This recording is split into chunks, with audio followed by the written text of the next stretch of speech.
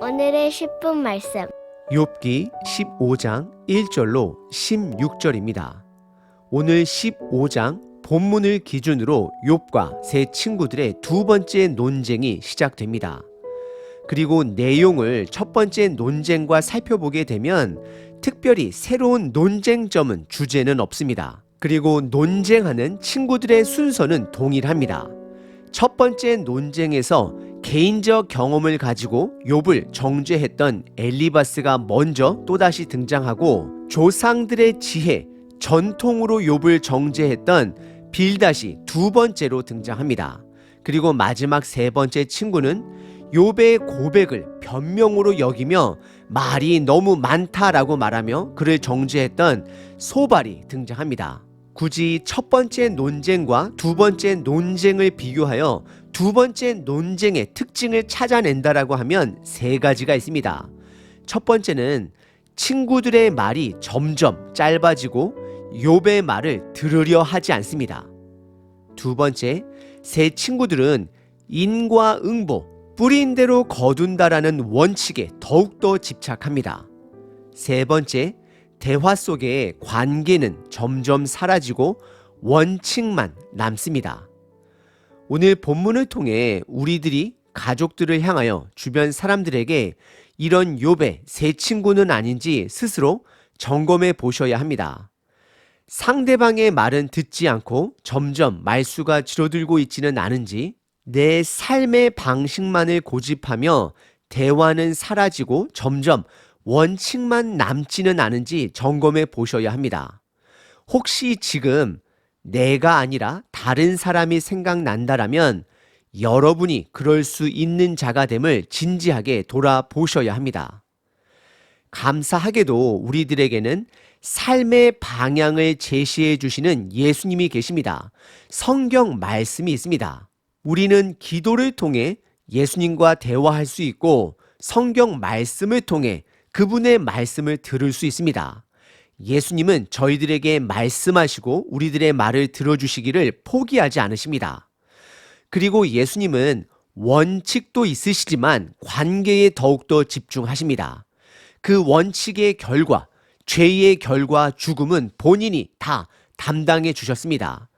누구든지 예수님께 돌아오는 자는 받아주시겠다라고 선언하십니다. 비록 좁은 하나의 문일지라도 그 문은 누구에게든지 열려 있습니다. 오늘 하루 내가 누군가에게 예수님의 마음처럼 그들의 말을 들어주고, 원칙도 때론 중요하지만 관계 또한 잃어버리지 않는 저와 여러분 되시길 바랍니다.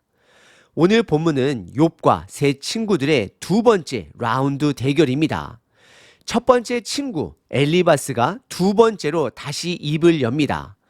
크게 두 부분으로 나눌 수 있습니다. 첫 번째는 엘리바스는 욥에게 너의 말이 너를 스스로 정죄하고 있다라고 반박합니다. 두 번째는 너만 홀로 지혜를 가졌느냐라고 욥을 꾸짖습니다. 첫 번째 부분은 엘리바스가 욥에게 너의 말이 너 스스로를 정죄하고 있다 말합니다. 1절부터 6절입니다. 대만 사람 엘리바스가 대답하여 이르되 2절 지혜로운 자가 어찌 헛된 지식으로 대답하겠느냐? 어찌 동풍을 그의 복부에 채우겠느냐? 3절 어찌 도움이 되지 아니하는 이야기 무익한 말로 변론하겠느냐? 4절 참으로 내가 하나님을 경외하는 일을 그만두어 하나님 앞에 묵도하기를 그치게 하는구나. 5절 내 죄악이 내 입을 가르치나니 내가 간사한 자의 혀를 좋아하는구나. 6절 너를 정죄한 것은 내가 아니요 내 입이라. 내 입술이 내게 불리하게 증언하느니라 라고 기록합니다. 1절에 대만 사람 엘리바스가 다시 두 번째로 입을 엽니다. 그리고 엘리바스는 욥이 하나님께 드렸던 기도 내용을 듣고 매우 흥분한 상태입니다. 왜냐하면 욥의 고백은, 욥의 기도는 그의 원칙에 맞지 않기 때문입니다. 엘리바스에게 있어서 욥은 죄인이고 그의 고백은 단지 변명이고 불평, 불만으로만 보입니다. 감히 욥이 하나님 앞에 솔직한 감정을 드러냈기 때문입니다. 이것은 엘리바스의 원칙에는 맞지 않는 것입니다. 그래서 그는 욥을 세 가지로 정죄합니다. 첫 번째는 욥의 솔직한 감정의 고백을 정죄합니다. 2절과 3절에 보시면 엘리바스는 지혜자는 욥처럼 너처럼 감정적이지 않다라고 말을 합니다. 2절에 지혜로운 자가 어찌 감정적으로 헛된 지식으로 하나님께 반응하겠느냐? 동쪽의 뜨거운 바람을 배에 채우겠느냐라고 묻습니다. 엘리바스는 욥의 말은 감정에 휘둘려 헛된 말이고 동쪽에서 불어오는 뜨겁고 건조한 바람처럼 필요한 바람이 아닌 시원한 바람이 아닌 죽음을 몰고 오는 바람처럼 쓸모없는 고백이 됨을 지적합니다.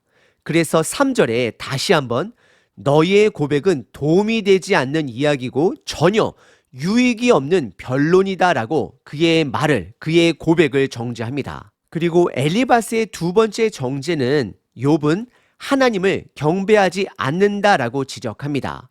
4절에 참으로 내가 하나님을 경외하는 일을 포기하였구나. 기도하기를 그치게 한다라고 말을 합니다. 하지만 바로 전장 14장 욥의 고백을 보시게 되면 욥은 하나님께 본인을 두렵게 하지 말아달라라고 간청을 합니다.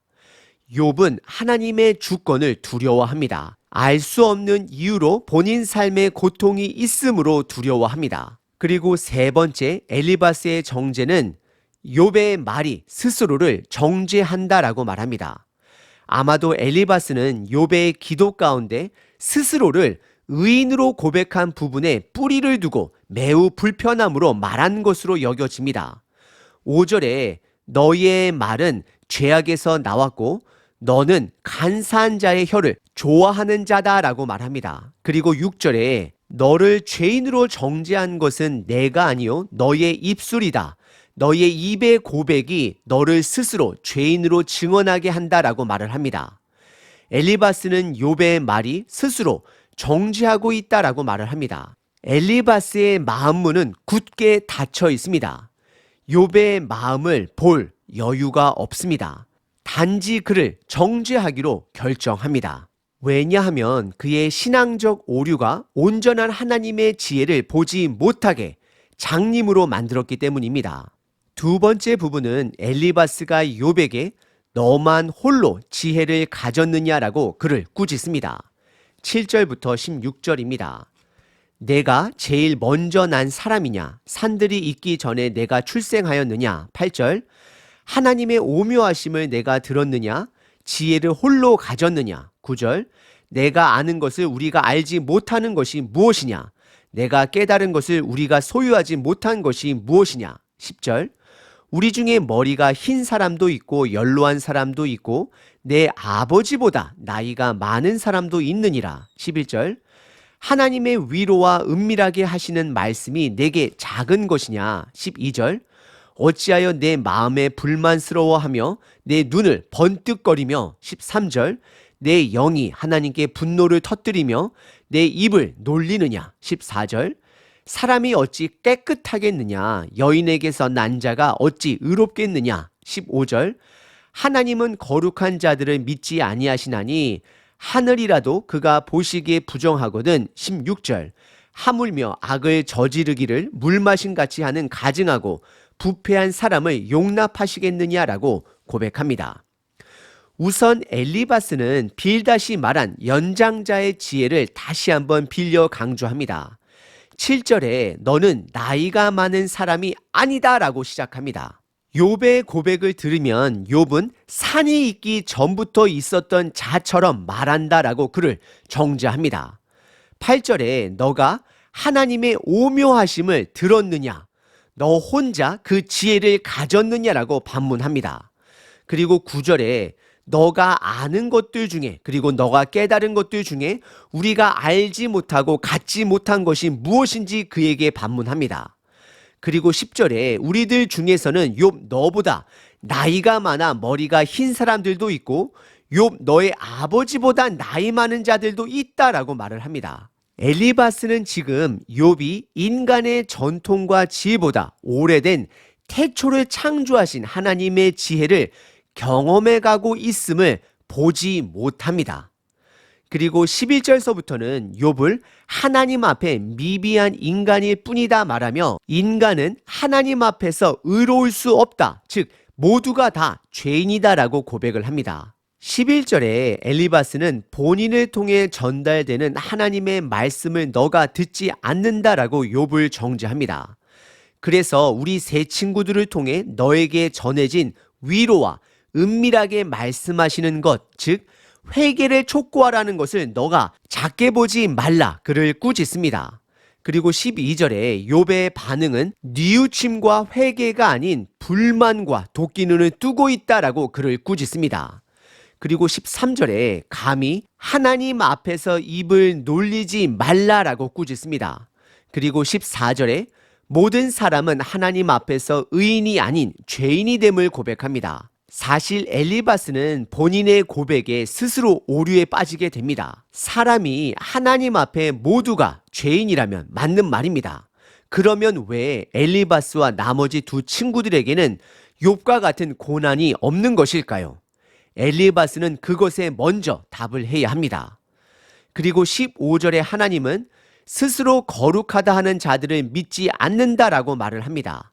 그리고 16절에 욥을 죄인으로 확정 지으며 너같이 악을 저지르기를 물마신같이 하고 가증하고 부패한 사람들을 하나님께서는 용납하지 않을 것이다 라고 선언합니다. 엘리바스는 욥이 하나님이 인정한 의인인 것을 알지 못합니다. 단지 본인의 다친 마음과 신앙적 오류로 욥을 바라볼 뿐입니다. 오늘 본문의 두 번째 부분은 욥을 죄인으로 정죄하며 인간은 하나님 앞에서 의로울 수 없다라고 엘리바스가 고백합니다. 오늘 본문 욥을 향한 엘리바스의 마음은 다친 마음입니다. 신앙적 오류로 욥을 바라볼 뿐입니다. 그래서 욥이 어떤 마음으로 기도를 하던 그 모습은 그에게 있어서 죄인의 변명으로만 보일 뿐입니다. 그러다 보니 보다 더 큰 하나님의 일을 보지 못하는 엘리바스가 됩니다. 그는 더욱더 인과응보 원칙에 집착합니다. 그의 원칙에 따르면 욥은 죄인이어야만 합니다. 왜냐하면 그에게는 고난이 있기 때문입니다. 악인에게는 저주가, 의인에게는 복만 있을 것을 믿습니다. 이것은 신앙적 오류가 됩니다. 그러다 보니 욥과 엘리바스의 대화 안에는 관계가 점점 사라집니다. 원칙만 남게 되고 정죄함만 남게 됩니다. 엘리바스와 욥과의 첫 번째 대화에서는 그나마 엘리바스가 욥을 칭찬하는 부분도 나옵니다. 하지만 이제는 관계는 점점 사라지고 원칙만 남게 됩니다. 만약 하나님께서 저와 여러분들을 향하여 원리 원칙만 적용하셨더라면 엘리바스의 말처럼 이 지구상에 남아있는 자는 없었을 것입니다. 하지만 아직도 우리들이 죽지 않고 살아가는 것에는 하나님의 은혜의 법칙이 있다라는 것을 증명하고 있습니다. 분명히 하나님이 주신 법칙에는 인과응보 법칙도 반드시 존재합니다. 다윗은 그의 죄로 인해 그의 삶에 고난이 있었습니다. 하지만 동시에 그에게 넘치는 은혜 또한 있었음을 우리는 기억해야 합니다. 저와 여러분들은 인과응보의 법칙도 봐야 하고 은혜의 법칙, 하나님의 주권으로 이루어지는 모든 지혜를 볼 수 있어야 합니다. 욥의 세 친구들의 문제는 인과응보 원칙만 있을 뿐 하나님의 절대적 주권으로 이루어지는 그분의 은혜를 보지 못합니다. 죄인을 위해 죽으신 예수님의 마음을 보지 못합니다. 저와 여러분들이 본인의 가족을 대하실 때, 주변 사람들을 대하실 때 원리 원칙으로만 대한다라면 결국 그 대화는, 관계는 서로 정죄하고 죽음을 향해 달려가게 될 것입니다. 하지만 인과응보 원칙과 함께 하나님의 은혜의 법칙으로 서로를 대하고 바라본다라면 인과응보 원칙은 우리 규범의 바운더리가 될 것이고 은혜의 법칙은 우리들로 하여금 살아나게 할 것입니다. 회복하게 할 것입니다. 혹시 내 가정이, 우리들의 교회가 성장이 없다라면 내가 하나님의 은혜의 법칙을 무시하고 있지는 않은지 점검해 보셔야 합니다. 오늘 하루도 인과응보 법칙도 반드시 필요합니다. 하지만 동시에 하나님의 주권적 은혜의 법칙 또한 우리들에게 있음을 기억하시는 저와 여러분 되시길 바랍니다. 365일 기도문입니다. 창세기 22장 아브라함이 그 땅 이름을 여호와 이레라고 하였으므로 오늘까지 사람들이 이르기를 여호와의 산에서 준비되리라 하더라. 예비하시는 하나님 아버지 하나님의 주권을 신뢰합니다. 나의 모든 것이 하나님의 손에 달려있음을 믿고 따라갑니다. 오늘도 무엇을 준비해야 할지 저는 알지 못합니다. 나에게 어떤 일이 일어날지 전혀 예측할 수 없습니다. 그래서 언제나 당황하고 두려워합니다. 이런 나의 연약함을 아시는 주님이 오늘도 나를 붙잡아 주소서.